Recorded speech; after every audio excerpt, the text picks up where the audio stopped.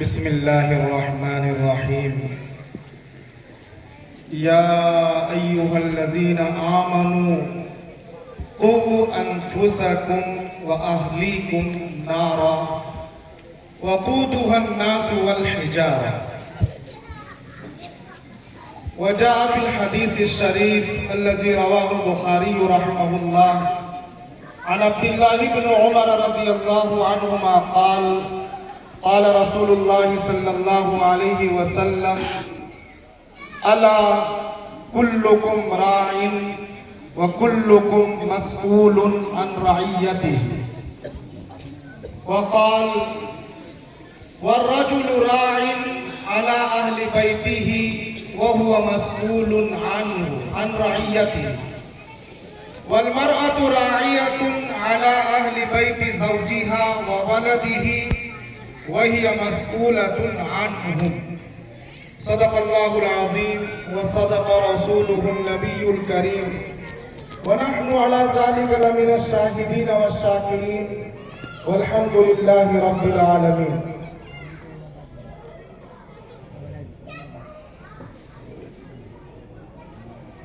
سمجھ یہ نہیں آتا کہ میں اس پر رونق پر بہار اور 40 پلس کی اس عمر میں پہلا ایسا موقع ہے میری زندگی کا کہ جس میں 2 بچیاں ہماری مسلم قوم کی حافظ قرآن ہو رہی ہیں اور اس میں مجھے شرکت کا موقع ملا ہے. یہ میری زندگی کے لیے انتہائی خوشگوار لمحات ہیں. دل احسان الہی سے سرشار ہے. جب یہ بچیاں قرآن کی آیتوں کی تلاوتیں کر رہی تھی، میں تحدیث بن نعمہ کے طور پہ کہہ دیتا ہوں کہ دل میں الگ کیفیت تھی اور آنکھوں میں الگ کیفیت تھی. میری دونوں آنکھوں میں احسان کے اشک بہہ رہے تھے. بڑی قابل مبارکباد ہیں یہ اساتذہ کرام، یہ حفاظ اور ان کے اساتذہ اور یہ دونوں بچیاں اور آپ تمام سامعین، تمام باشندگان اس گاؤں کے. یہ ہم نے اپنے علاقے میں اس پوروانچل میں یہ موقع نہیں دیکھا. جو یہاں سنا کہ اس سے پہلے بھی بچیاں حافظ ہو چکی ہیں، یہ اپنے اس پوروانچل کے علاقے میں ہم نے نہیں دیکھا. بالخصوص ضلع بلیا میں ایسا کوئی ادارہ نہیں ہے، ایسی کوئی فکر نہیں ہے کہ جہاں ہماری بچیاں بھی دین کی اعلیٰ تعلیم حاصل کریں. یہ جان لیجئے ان کے ماں باپ بھی غور سے سن لیں کہ ان سے بہتر اس روئے زمین پر کوئی نہیں. اس لیے کہ اللہ کے رسول صلی اللہ علیہ وسلم کا فرمان ہے: خیرکم من تعلم القرآن وعلمہ. اے لوگوں، تم میں سب سے زیادہ اچھا، خیر والا، سب سے بہتر وہ شخص ہے جو قرآن سیکھے اور سکھائے. ان بچیوں نے پورا قرآن سیکھا ہے. اپنے دل میں الحمدللہ رب العالمین سے من الجنۃ والناس تک 114 سورتیں اپنے دل میں اتارا ہے. اور یہ کوئی مشکل نہیں ہے، یہ مشکل نہیں ہے. حوصلہ چاہیے، ہمت چاہیے اور اس کے لیے عزم چاہیے اور پھر استقامت چاہیے. یہ ایک اور بھی قابل رشک میرے لیے اس گاؤں کا یہ مکتب ہے. ہزاروں لاکھوں مکتب ہے اس ملک میں اور ہوں گے اس سے بہت اچھے ہوں گے، لیکن اپنے اس دیار میں ایسا کوئی مکتب نہیں ہے جہاں 1 گھنٹے کی تعلیم صبح یا 1 گھنٹے کی تعلیم شام کو ہوتی ہے اور اس بات کی فکر کی جا رہی ہے کہ بچے تو بچے، بچیاں بھی حافظ قرآن ہو۔ یہ بھی آپ سب کے لیے قابل رشک ہے، قابل مبارکباد ہے سبھی لوگ جو لوگ بھی اس میں تعاون کر رہے ہیں اور حصہ لے رہے ہیں، اور جو لوگ بھی اس کی فکر کر رہے ہیں، سبھی کو اللہ رب العالمین اپنے حفظ و امان میں رکھے۔ آمین۔ قرآن میں اللہ رب العالمین فرماتا ہے، اے ایمان والو، اپنے کو بھی بچاؤ اور اپنے بچوں کو بھی بچاؤ۔ اہل میں بچے بھی آتے ہیں، بچیاں بھی آتی ہیں، بیویاں بھی آتی ہیں، بہنیں بھی آتی ہیں، یعنی پورا گھر آتا ہے۔ خود کو بھی بچاؤ اور پورے گھر کو بھی بچاؤ اس آگ سے جس میں جلانے کے لیے لکڑیاں نہیں ہوں گی، جس آگ کو دہکانے کے لیے دنیا کا نظام ہے کہ وہ لکڑی چلتی ہے، گیس چلتی ہے، یہ اور چیزیں چلتی ہیں، لیکن وہاں جلانے کے لیے لکڑیاں نہیں ہوں گی، گیس نہیں ہوگی، وہاں جلانے کے لیے انسان ہوں گے، ہم جیسے انسان ہوں گے، 2 ہاتھ اور 2 پیر 1 سر والے انسان ہوں گے اور پتھر ہوں گے۔ ان سے اس آگ کو جلایا جائے گا۔ اس آگ سے ہمیں اپنے کو بھی بچانا ہے، اپنی اہل و عیال کو بھی بچانا ہے۔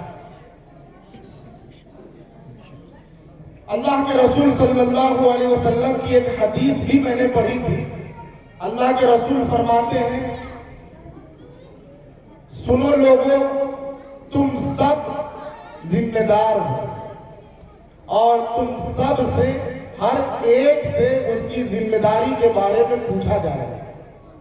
اور وہ لمبی حدیث ہے، اس میں یہ بھی فرمایا کہ ایک مرد اپنے گھر کے لوگوں کا ذمہ دار ہے اور اس سے اس کے ماتحتوں کے بارے میں پوچھا جائے گا۔ ایک عورت اپنے شوہر کے گھر کے لوگوں کی ذمہ دار ہے، شوہر کے بچوں کی ذمہ دار ہے، اور اس سے بھی ان کے بچوں اور گھر کی ذمہ داریوں کے بارے میں پوچھا جائے۔ یعنی ذمہ دار صرف مرد نہیں ہے، ذمہ دار عورت بھی ہے۔ پوچھا صرف مرد سے نہیں جائے گا، پوچھا عورت سے بھی جائے گا۔ اسی لیے قرآن کی ایک آیت ہے جس میں اللہ رب العالمین نے 10 چیزوں کا ذکر کیا ہے، ایک انسان کی 10 کوالٹیز کا ذکر کیا ہے، اور کہا ہے کہ ایسے لوگوں کے لیے اللہ نے مغفرت تیار کر رکھا ہے، بخشش تیار کر رکھی ہے اور اجر عظیم تیار کیا ہے۔ ان المسلمین والمسلمات، مسلمان مرد، مسلمان عورتیں، والمؤمنین والمؤمنات، مومن مرد، مومن عورتیں، والقانتین والقانتات، نیک مرد، نیک عورتیں، اسی طرح روزے رکھنے والے مرد، روزے رکھنے والی عورتیں، خشوع خضوع اختیار کرنے والے مرد، خشوع خضوع اختیار کرنے والی عورتیں، اسی طرح پاک دامنی اختیار کرنے والے مرد، پاک دامنی اختیار کرنے والی عورتیں، اور اللہ کو خوب یاد کرنے والے مرد اور خوب یاد کرنے والی عورتیں۔ اس طرح سے 10 صفتوں کا اللہ رب العالمین نے ذکر کیا ہے، جن میں دونوں کو ساتھ بیان کیا ہے۔ یعنی وہ کوالٹیز اگر مرد کے اندر ہونا چاہیے تو وہ کوالٹی عورت کے اندر بھی ہونا چاہیے۔ اس لیے جو میری مائیں اور بہنیں یہ باتیں سن رہی ہیں وہ یہ جان لیں کہ جہاں ایک مرد کی ذمہ داری ہے گھر کی حفاظت کی، گھر کو چلانے کے لیے، وہاں عورت کی بھی ذمہ داری ہے، بلکہ بہت بڑی ذمہ داری ہے۔ گھر صرف مرد سے نہیں چلتا، گھر صرف عورت سے بھی نہیں چلتا۔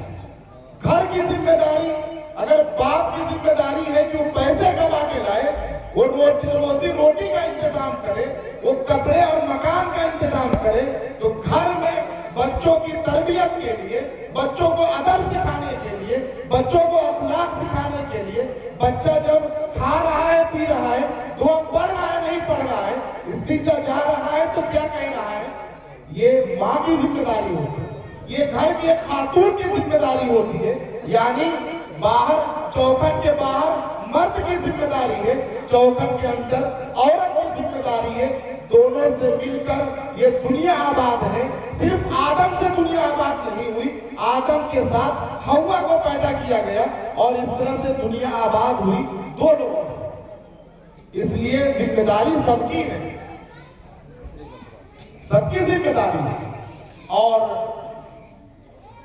چونکہ تعلیم کی بات ہے اور بغیر تعلیم کے کوئی قوم آگے نہیں بڑھتی، آج ہماری قوم اسی تعلیم میں سب سے پیچھے.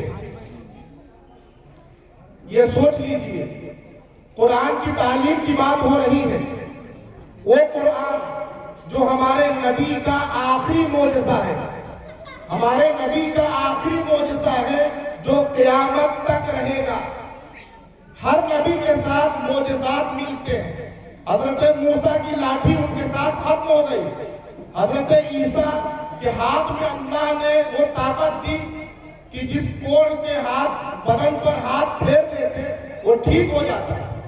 اللہ کے حکم سے مردے کو کہتے اٹھ جائے وہ زندہ ہو جاتا تھا. لیکن ان نبیوں کے ساتھ وہ معجزے ختم ہو گئے.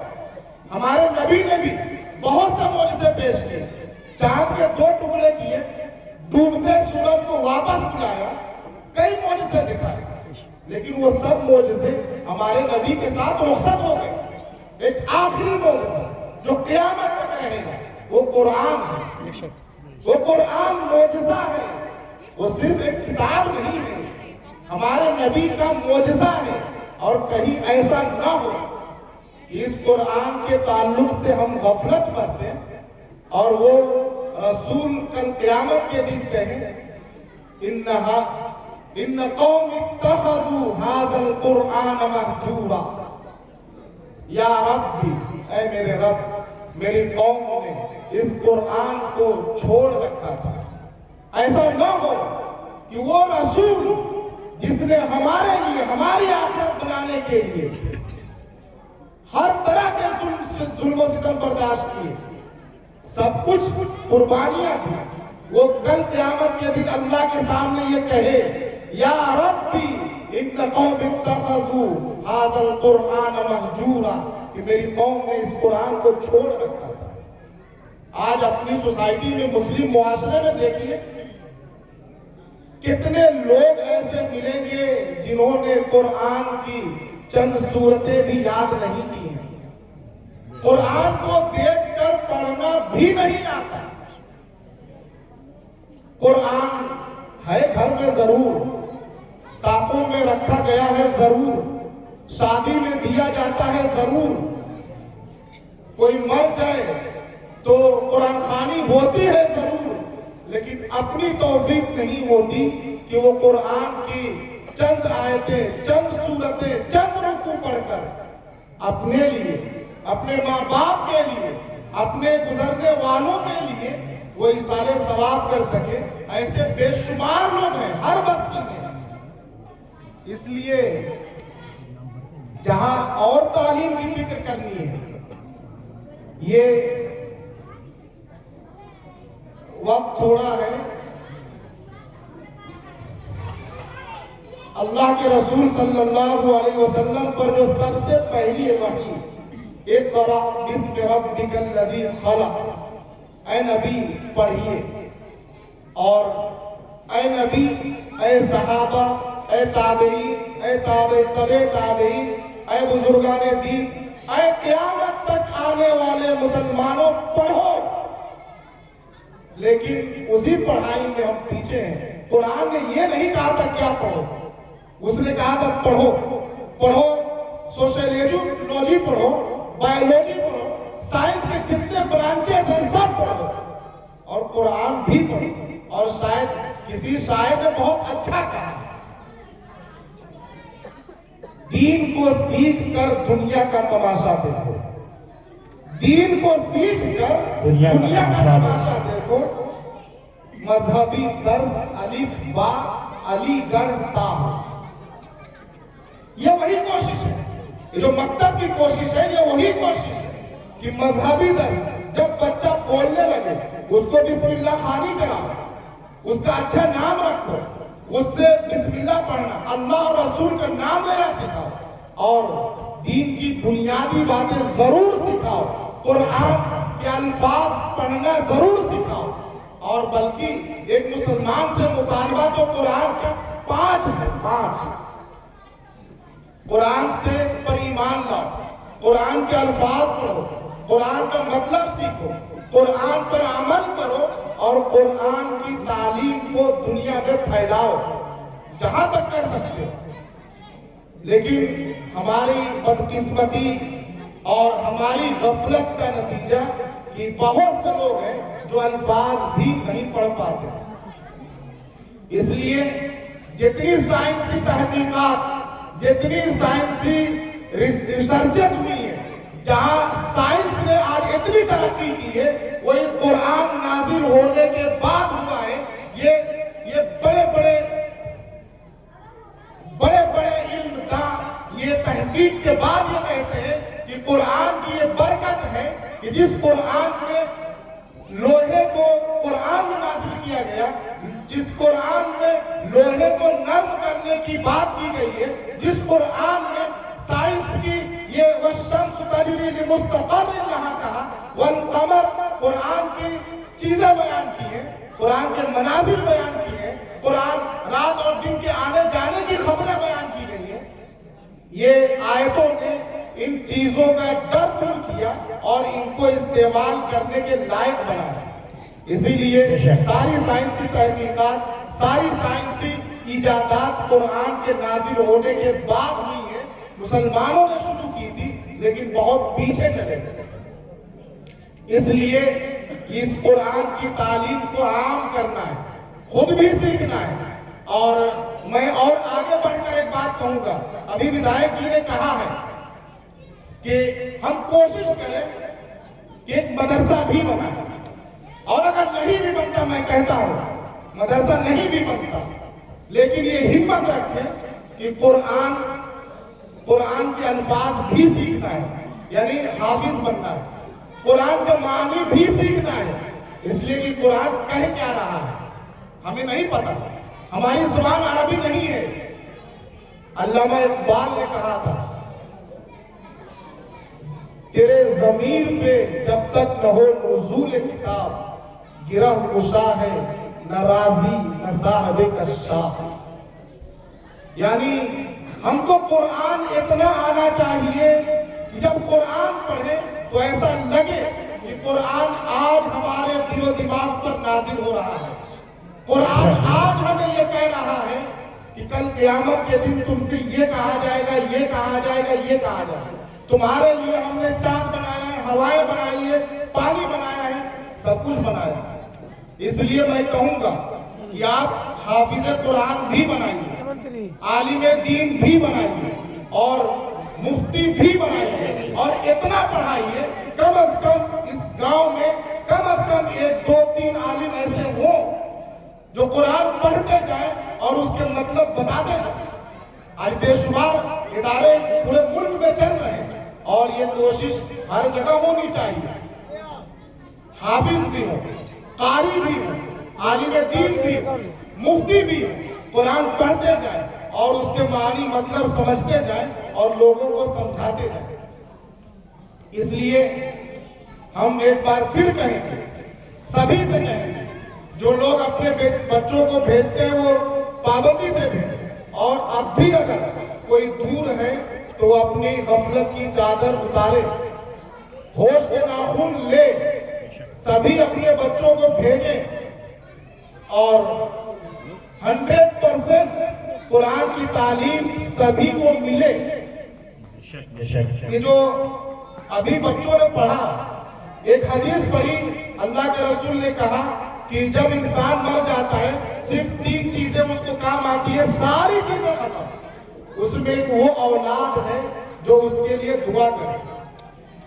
اس لیے ایسی اولاد ہم چھوڑیں جو قرآن کی چند آیتیں چند سورتیں پڑھ کے ہمارے لیے آخرت کا سامان تیار کرے اور حافظ بنائے. بہت سی باتیں ان حفاظ کے لیے کہی گئی ہیں. بہت بہت مبارک ماں باپ، گاؤں کے لوگ، ان کے اساتذہ کرام، اور حوصلہ افزائی سب کی ہونی چاہیے. آپ سب کی بھی حوصلہ افزائی کہ آپ نے یہ ماحول بنایا ہے کہ جس میں یہ بچیاں حافظ قرآن ہو رہی ہیں. ایک لڑکا ایک مرد بنتا ہے تو اس کی ذات بنتی ہے. ہو سکتا ہے وہیں سے اس کی تعلیم ختم ہو جائے، لیکن جب ایک ماں تیار ہوتی ہے، جب ایک لڑکی دینی تعلیم پاتی ہے، جب ایک لڑکی دیندار بنتی ہے تو پورا گھر بنتا ہے، پورا گھر دیندار ہوتا ہے. اگر گھر میں دین نہیں ہے، اگر گھر میں دین نہیں ہے، باہر مرد بھی دیندار نہیں رہ سکتے. باہر مرد بھی دیندار نہیں رہ سکتے. اور اللہ کے رسول نے ایک حدیث بیان فرمائی ہے کہ شادی 4 چیزوں کو دیکھ کر ہوتی ہے. اس لیے ہم کہیں گے آپ سے کہ اپنے بچیوں کو دیندار بنائیے اور مجبور کیجئے مردوں کو کہ وہ دیندار بچیوں سے شادی کریں. اللہ کے رسول نے کہا تھا 4 چیزوں کو دیکھ کر شادی ہوتی ہے: لمالہا ولجمالہا ولحسبہا ولدینہا. لوگ دیکھتے ہیں کہ لڑکی کے گھر والے مالدار ہیں کہ نہیں. لوگ دیکھتے ہیں کہ لڑکی خوبصورت، حسین و جمیل، ہائٹ اور ساری چیزیں ہیں کہ نہیں. لوگ دیکھتے ہیں کہ اس کا حسب و نسب کیسا ہے، خاندان کیسا ہے. لوگ دیکھتے ہیں کہ اس میں اس گھر میں دینداری ہے کہ نہیں. اے لوگوں، دیندار لڑکی سے شادی کرنا. اللہ کے رسول نے کہا تھا اگر آج ہر لڑکا دیندار لڑکی ڈھونڈنے لگے، ہر لڑکی دیندار بن جائے تو پھر جو بے حیائی پھیلانے والی چیزیں ہیں وہ ختم ہوں گی انشاءاللہ. یہ 2 لڑکیاں یہ نمونہ ہے آپ کے لیے کہ ایسے دیندار بنائیے. اپنی بچیوں کو بھیجیے، اپنے بچوں کو بھیجیے، اور دینی تعلیم بھی اور اعلیٰ ایجوکیشنل جو اعلیٰ ماڈرن ایجوکیشن ہے وہ بھی تعلیم دیجیے. اللہ رب العالمین ہم سب کو عالم، دیندار، تقوی شعار، پرہیزگار بنائے. آمین آمین. بچوں کو بھی بچیوں کو بھی ایک دینی ماحول پیدا ہو اور اس ماحول میں ہم سب کو اسلام پر چلنا آسان ہو. اللہ رب العالمین ہم سب کو اپنا محبوب بنائے، اپنا نیک بندہ بنائے اور نیک بندہ بن کر مسلمان بن کر زندگی گزارنے کی توفیق عطا فرمائے. آمین. وآخر دعوانا الحمدللہ رب العالمین. ماشاءاللہ، بہت خوب. گنگن گزرا ہر کلمہ علیہ گفتار نظر آتی ہے. ابھی تک آپ حضرات نے دل جمعی کے ساتھ طلبہ عزیز و طالبات کا پروگرام سماعت فرمایا اور پھر ہمارے آئے ہوئے مہمان خصوصی حضرت مولانا عبدالواسع ندوی صاحب کا پرمغز بیانات پند و نصائح کو آپ حضرات نے سماعت فرمایا. اب بچوں کو تشریعی انعامات سے نوازا جا رہا ہے. میں آپ حضرات سے درخواست کرتا ہوں